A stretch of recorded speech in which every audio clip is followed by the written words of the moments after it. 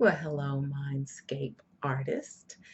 I'm here with the second video where we're going to talk about the problem with solving the problem. This time it's going to be around the 5 fears of solving problems.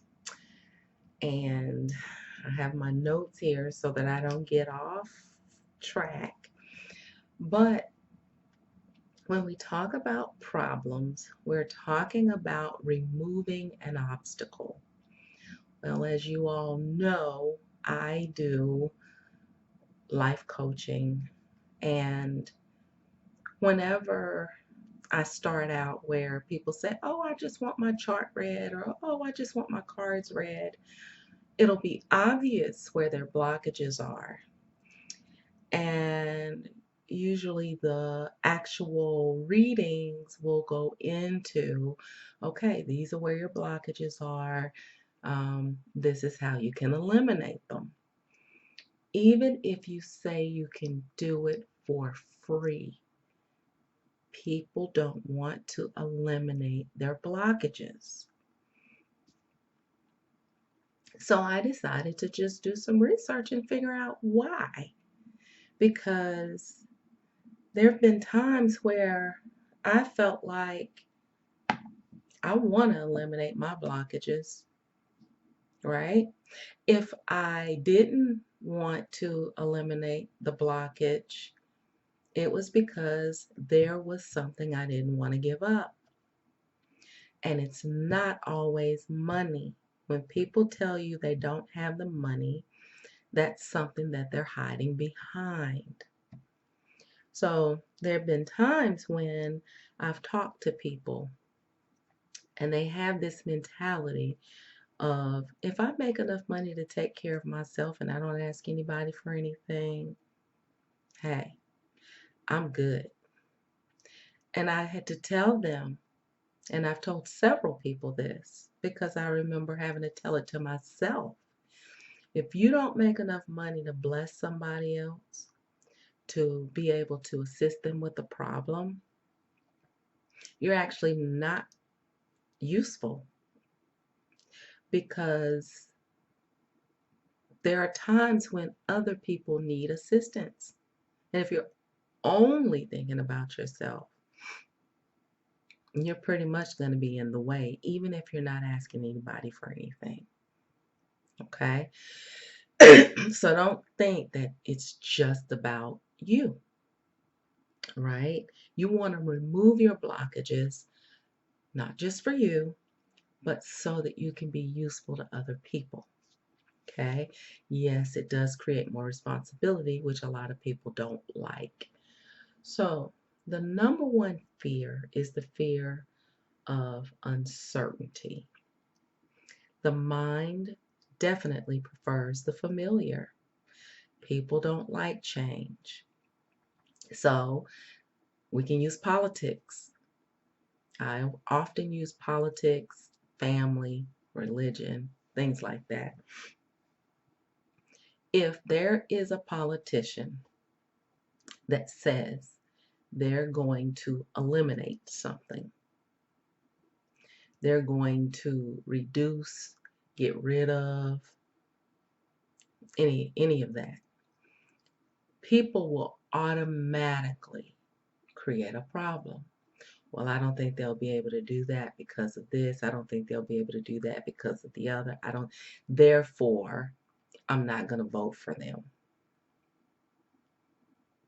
Happens all the time where we turn people down who say they can solve a problem because we don't believe in a solution. We don't believe in it.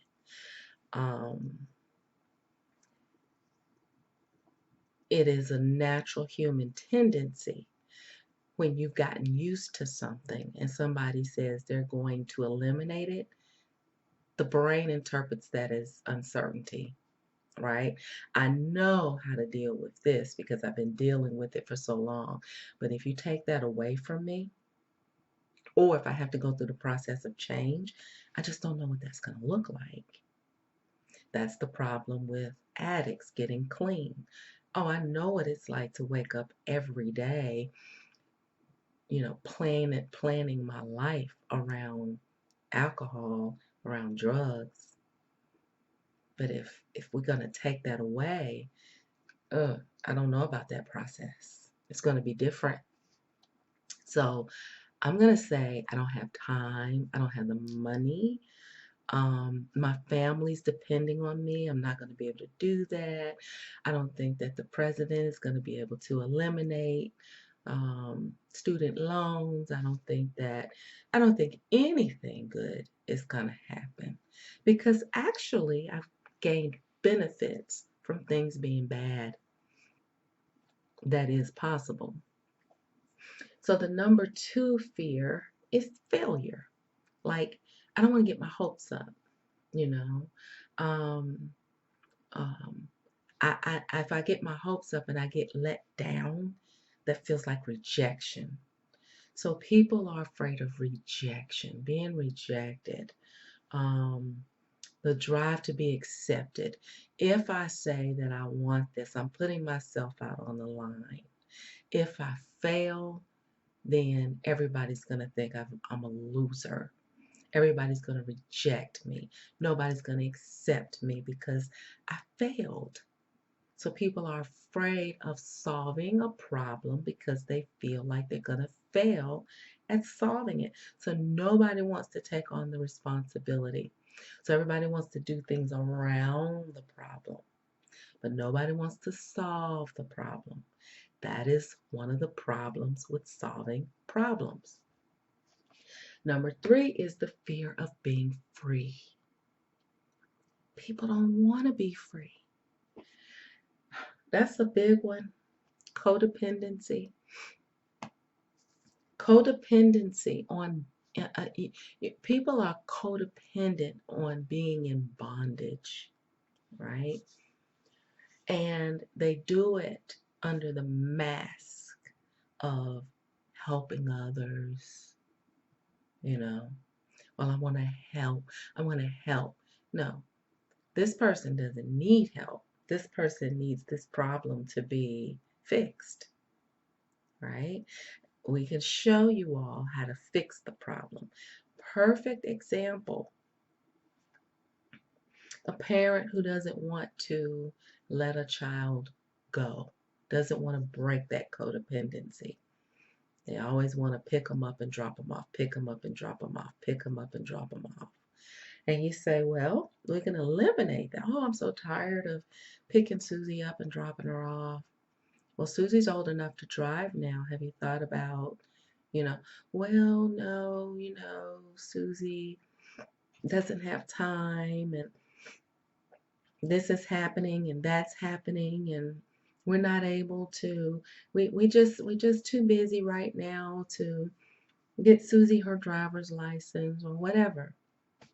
Well, what's behind it is parent doesn't want to let go. Child doesn't want to let go. That keeps them together. What's the benefit? Just being dependent on each other. Okay, so number 4 is the fear of more responsibility, the reluctance to commitment, the inevitable sacrifice. People don't want to commit to ongoing sacrifice. So, let's say we want to lose weight. Well, I got a plan that will help you lose 100 pounds in 6 months. Oh, okay. Um, Maybe we can try that. Give me, you know what? I need to get through grad school first. I need to get my youngest child out of the house first. When they start first grade, I'll start. Um, we'll do that when I retire, or we'll do that when I go on vacation, or I'll start that later. Why? Because losing weight requires an ongoing commitment and sacrifice to the things that you say that you love. So you know you're not going to ever be able to have ice cream, or you won't be able to have it for a very, very, very, very long time, right? So, number 5, fear of success. Well, when we're successful, we rise above where we are. Let's face it. If I'm ever very, very successful, more than likely I'll get another house. I'll have to leave this house behind, or change neighborhoods or schools, or um, change friends. A lot of times people say, oh, they changed since they became successful. Well, it doesn't mean that you get rid of your friends. But what happens sometimes is that in order to be successful, you have to change your mindset. Once you change that mindset, it creates a separation between you and the people who knew you in your old mindset. And there is a noticeable difference. So you may have to leave your life behind. You may have to leave your lover behind. You may have to leave the lifestyle behind. And people are afraid of that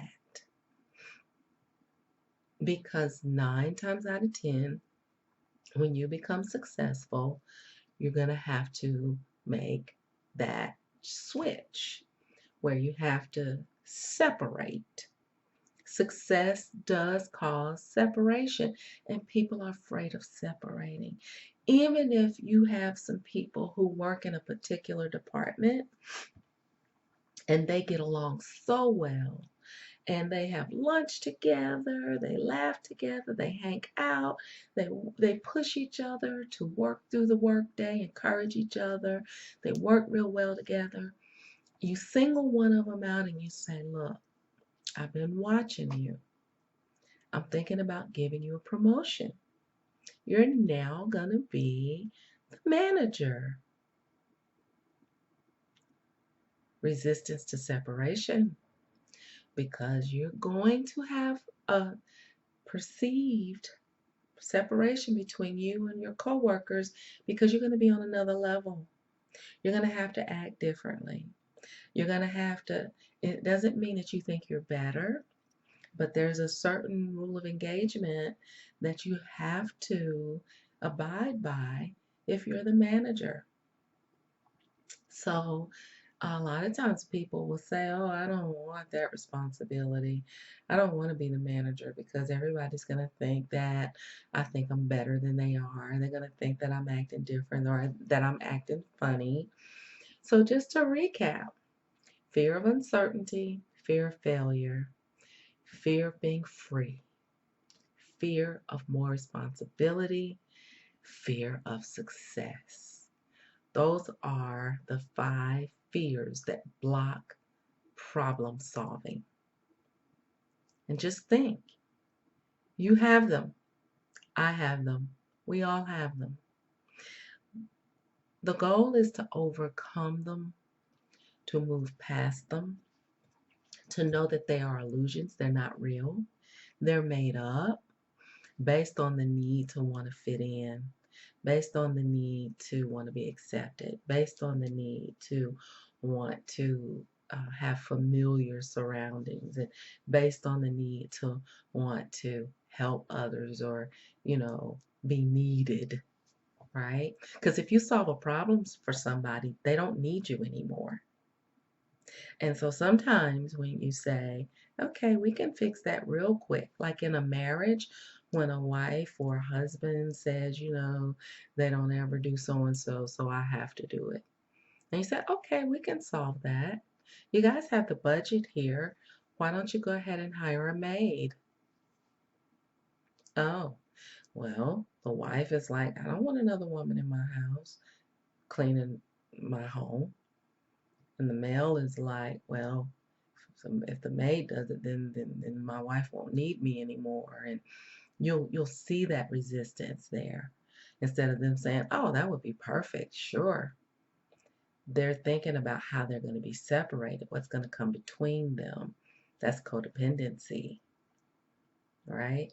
So be careful of those things because those things can hold you back and keep you from solving the problems in your life that lead to a fulfilling life of success.